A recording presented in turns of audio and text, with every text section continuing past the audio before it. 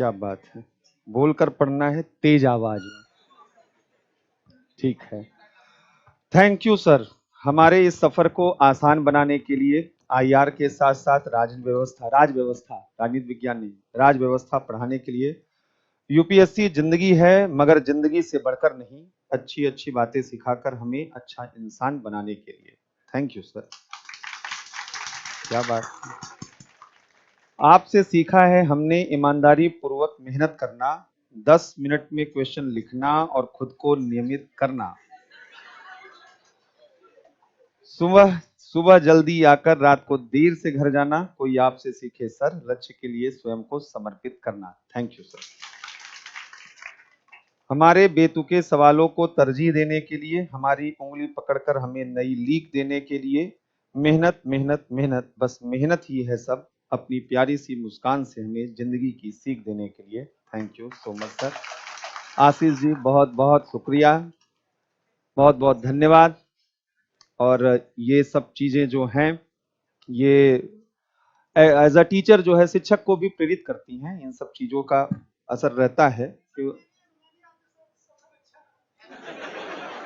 नहीं मानेंगे, क्यों नहीं मानेंगे, मानेंगे। और जो है अभी लंबा सफर है हम लोगों को, तो अभी बहुत लंबा सफर। मैं चाहूंगा कि इसके बाद जो है नेक्स्ट ईयर जब आप लोग एग्जाम दे तो प्रीलिम्स, पहले तो प्रीलिम्स के लिए हम लोगों को मिलना है, फिर से कुछ नए प्रोग्राम हम लोग डिजाइन करेंगे उस प्रोग्राम में, क्योंकि अब रिजल्ट जो है ओरिएंटेशन बहुत मायने रखता है। तो रिजल्ट जो है वो आने वाले समय में आना, अब जैसे यहाँ से स्टार्ट हो चुका है सारा चीज माहौल, अभी शाम को जो है वो भी बैठते हैं, शाम को बहुत से लोग जो आईएएस का मेंस दे रहे हैं, तो वो लोग जो है वहां पर 8 बजे के बाद बैठते हैं, फिर उन लोगों के साथ काम होता है। तो 2-4 से शुरुआत होती है और धीरे धीरे ये बड़ा कारवां बनता है। तो अगर आप लोग जो है नेक्स्ट ईयर देंगे तो प्रीलिम्स के लेवल पर, फिर मेंस के लेवल पर, मेंस में जब जो है आप लोग बैठते हैं मेंस के लेवल पे, और फिर इंटरव्यू, तो अभी तो वो सफर है कि फाइनल सिलेक्शन जो है वो वहां पर आए, जो सपना लेकर आप आए हैं वो सपना यहाँ से पूरा होकर जाए। और ये निश्चित रूप से यहाँ पर जो है बड़ा चुनौतीपूर्ण होता है ये कहना कि कौन सफल होगा कौन असफल होगा, लेकिन ये कहा जा सकता है कि जिसके अंदर कंसिस्टेंसी होगी, जिसके अंदर जो है निरंतरता होगी, निश्चित रूप से वो सफल होकर रहेगा। तो यहाँ पर कंसिस्टेंसी का मतलब क्या है कि कई बार ये होता है कि आप जब पहला अटेम्प्ट देते हैं, दूसरा अटेम्प्ट देते हैं और आपके हिसाब से रिजल्ट नहीं आता है, तो आप कमजोर पड़ जाते हैं, आपको लगता है कि कहीं ना कहीं हमारी रणनीति गलत है या हमारे अंदर वो क्षमता प्रतिभा नहीं है, और आप अपने आप पर सवाल खड़ा करना शुरू कर देते हैं। असल मायने में कई बार ये देखा जाता है कि जब आपकी तैयारी एक अच्छे स्तर पर पहुंच जाती है, तब आपके अंदर सेल्फ डाउट शुरू हो जाता है, संशय शुरू हो जाता है, क्योंकि वो जो असफलताएं आप देखते हैं उन असफलताओं से आप भयभीत होना शुरू करते हैं, क्योंकि आपको लगता है कि ये आपकी डेस्टिनी न बन जाए, नियति न बन जाए कि हर बार अगली बार भी एग्जाम देंगे नहीं होगा, अगली बार भी एग्जाम देंगे नहीं होगा, ये डर बैठ जाता है। लेकिन आपको अपने मनोविज्ञान को समझने की जरूरत है। अगर आप आज पढ़ाई कर रहे हैं, अगले साल आपने एग्जाम दिया, तो निश्चित रूप से आपकी तैयारी जो है वह बेहतर होगी।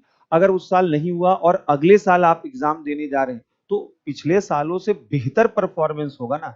अगर अपने लो कॉन्फिडेंस को आपने जो है वहां पर नहीं बनाया, अगर आपका कॉन्फिडेंस लो हो गया, तब तो फिर आप जो है चाहे जितना पढ़े लिखे रहे कोई मतलब नहीं निकल के आता। ये एग्जाम कॉन्फिडेंस का एग्जाम है। लास्ट मोमेंट में जब आप प्रीलिम्स देने जाते हैं तो मैक्सिमम 90% स्टूडेंट वह नर्वस होते हैं, स्ट्रेस में होते हैं, घबराहट में होते हैं, और इस यहीं से गलतियां होती हैं। आते हुए प्रश्न आप गलत करके आते हैं।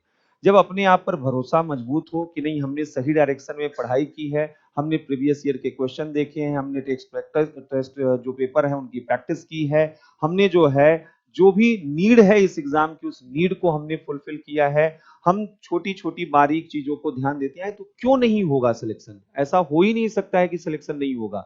लेकिन अगर कमियां खुद में ही हैं, अगर आप अपना टाइम मैनेजमेंट नहीं कर रहे हैं, अगर आप अपनी तैयारी को सही तरीके से एक स्ट्रेटजी के साथ आगे नहीं लेकर जा रहे हैं, तो ये आपकी बड़ी ब्लंडर, आपकी बड़ी कमी है। तो इस कमियों को आपको ध्यान देना होगा, इनको सीखना समझना होगा, और अभी से ये पूरा प्रोसेस आपको सही तरीके से देखना और समझना है कि कहां कहां पर प्रॉब्लम आ रही है, किस किस तरीके की प्रॉब्लम आ रही है। जब तक उन प्रॉब्लम्स को आप नहीं समझेंगे, तब तक आप जो है सोल्यूशन ओरिएंटेड नहीं हो पाएंगे।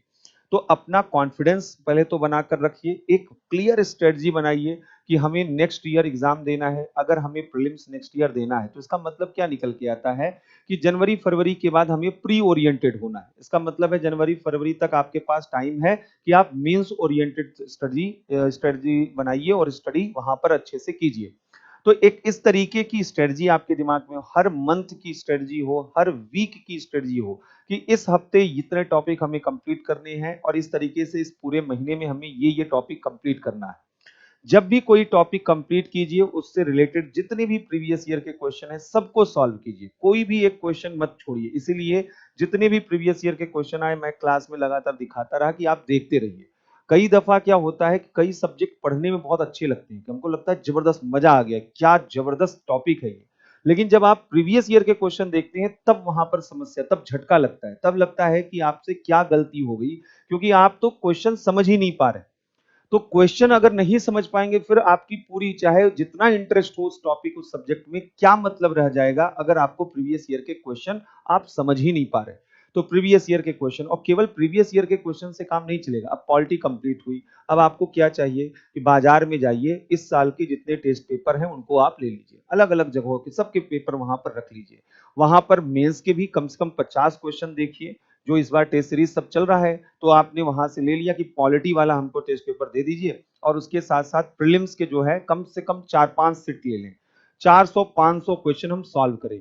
और वहां पर देखें कि हम कहां पर जो है कौन कौन से क्वेश्चन गलत हो रहे हैं। जो क्वेश्चन गलत हो रहे हैं उस टॉपिक को हम वहां पर अंडरलाइन कर लें कि ये टॉपिक ऐसा है जो हमारा डार्क एरिया है, यहाँ पे गलतियां हो रही, जाके एक बार उसको अच्छे से रिवाइज कर लें।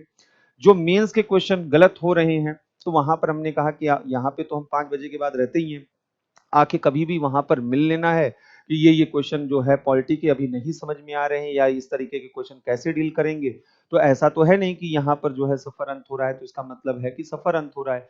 तो हमें इन सब चीजों को समझना होगा। तो अगर आपके अंदर वो लगन होगी, अगर आपके अंदर वो जुनून होगा तो सफलता वहां पर मिलेगी। आप पैसिव हो जाते हैं, आपकी भी कमी है। और यहाँ पर हमारी भी, अगर हम अपनी तरफ से जो हमारा हो सकता है कि हमें जो करना चाहिए वो हम ना करें तो हमारी भी कमी।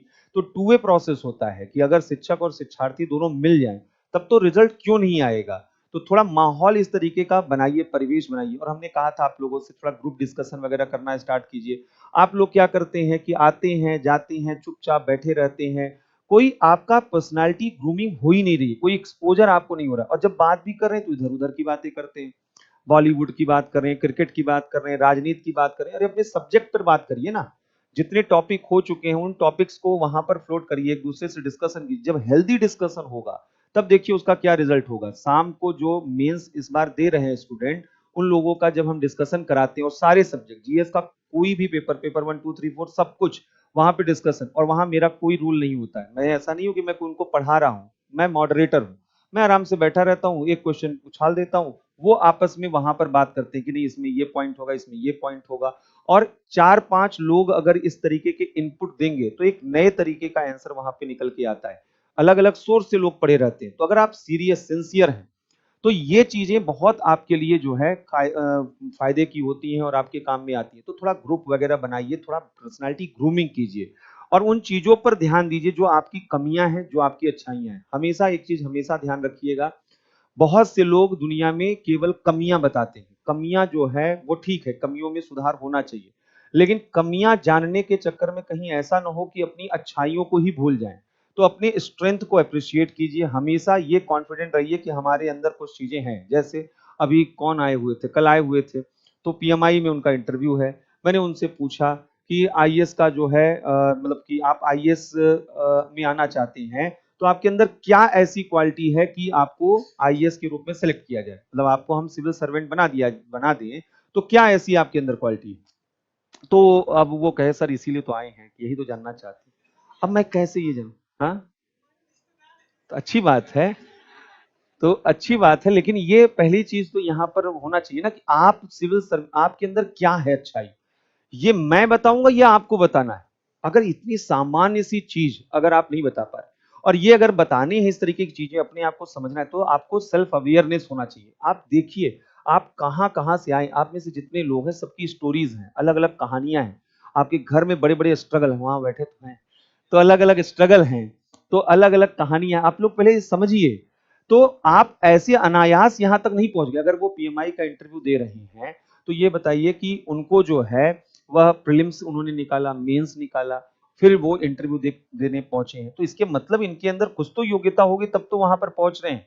तो पहले तो अपने आप को हम अप्रिशिएट ही नहीं कर रहे हैं। आखिर क्या इतनी भीड़ में वो पीएमआई का इंटरव्यू दे रहे हैं, तो उनके अंदर क्या है? ऐसी कुछ तो चीजें होंगी। तो आप अगर अपने अतीत में जाएंगे, अपने पृष्ठभूमि को देखेंगे, तो आपको वहां से पता चलेगा। अलग अलग आंसर हो सकता है। जैसे बहुत से लोग कहेंगे कि सर कई बार ऐसा हुआ कि पढ़ाई छूटने का जो है स्थिति क्रिएट हो गया, इसके बावजूद सर मैंने पढ़ना कभी नहीं छोड़ा। तो यानी इसका मतलब क्या? गिव अप एटीट्यूड नहीं है। तो वो बताएंगे कि सर मैं जो है गिव अप एटीट्यूड मेरे अंदर नहीं है, मैं हमेशा कंसिस्टेंटली जो है लगा रहता हूं, चाहे वर्स्ट से वर्स्ट कंडीशन हो।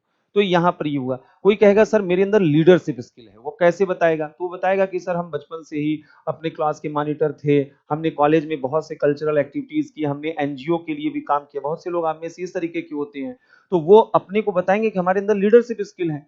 कोई बताएगा कि हमारे अंदर सर हार्ड वर्कशिप है, हम पढ़ने में बहुत अच्छे नहीं थे हाई स्कूल तक, लेकिन हम लगातार मेहनत करते रहे और आज परिणाम आपके सामने है कि मैं आपके सामने उपस्थित। सब अलग अलग सवाल, अलग अलग जवाब देंगे जो आपकी पर्सनालिटी पर सूट करे। तो कहने का मतलब ये है कि ओवरऑल थोड़ा सा अपनी तैयारी को एक दिशा दीजिए और एक नए सिरे से जो है अपने बारे में सोचिए। आज जो है लास्ट क्लास है हम लोगों का पॉलिटी का, तो कम से कम यहाँ से ये मैसेज लेकर जाइए, ये चीजें जो है फील करके जाइए कि एक नए सिरे से नेक्स्ट ईयर के लिए जिन लोगों को नेक्स्ट ईयर देना है, रिजल्ट ओरिएंटेड वहां पे, वो आपके लिए जितना जरूरी रिजल्ट है उससे कहीं ज्यादा मेरे लिए जरूरी है। क्योंकि सारा मेहनत, सारी ऊर्जा जो है वो इसीलिए है। अगर ये मेहनत और ऊर्जा जो है, अगर वो रिजल्ट नहीं आएगी, तो निश्चित रूप से यहाँ पर अगर मैंने ये चयन किया कि एज अ टीचर जो है इस फील्ड में मैं आऊंगा, अगर ये मैंने चयन किया, तो केवल चयन का आधार ये नहीं था कि यहाँ पर आकर मॉनेटरी बेनिफिट होगा। पैसा कमाना अगर उद्देश्य रहा होता तो कई चीजें लोगों के जीवन में होती है, कई चीजें वो कर सकते हैं। लेकिन यहाँ पर अगर शिक्षक के रूप में उपस्थित हो तो इसका एक बहुत बड़ा रीजन है कि मोटिवेशन है। बहुत से लोग कहते हैं कि आप नहीं थकते हैं लगातार आप अगर पढ़ा रहे हैं, तो उसका रीजन क्या है, उसका कारण क्या है? तो उसका कारण यही है कि जब भी जो है हम देखते हैं कि अगर आप लोग ज्यादा वहां एक्टिवली पार्टिसिपेट कर रहे हैं, मेरे पढ़ाने का असर वहां पर हो रहा है, आपका आंसर बेहतर हो रहा है, आपका अप्रोच बेहतर हो रहा है, तो एक बड़ा अलग तरीके का एनर्जी सेटिस्फेक्शन जिसको कहते हैं। बिना जॉब सेटिस्फेक्शन के कोई काम इंसान दुनिया में कुछ भी नहीं कर सकता है। तो मेरा जो है ऊर्जा का स्रोत है जॉब सेटिस्फेक्शन की। मुझे लगता है कि मैं कुछ योगदान दे पा रहा हूँ, ये मुझे अंदर से अपना एहसास होता है कि ये काम मैं कर पा रहा हूँ। यही स्थिति आप लोगों के ऊपर भी लागू होती है। एज अ स्टूडेंट आप भी अपने आप को क्या सेटिस्फाई फील कर रहे हैं कि जो आप दे रहे हैं वो बेस्ट है? क्या आप जो है अपना बेस्ट परफॉर्म कर पा रहे हैं? अगर नहीं कर पा रहे हैं तो अब सोचिए, विचारिए, जहां गलतियां हो रही हैं उन गलतियों को रोकिए और जो अच्छाइयां आपकी हैं उनके हिसाब से आगे बढ़ने की कोशिश कीजिए, फिर रिजल्ट आएगा।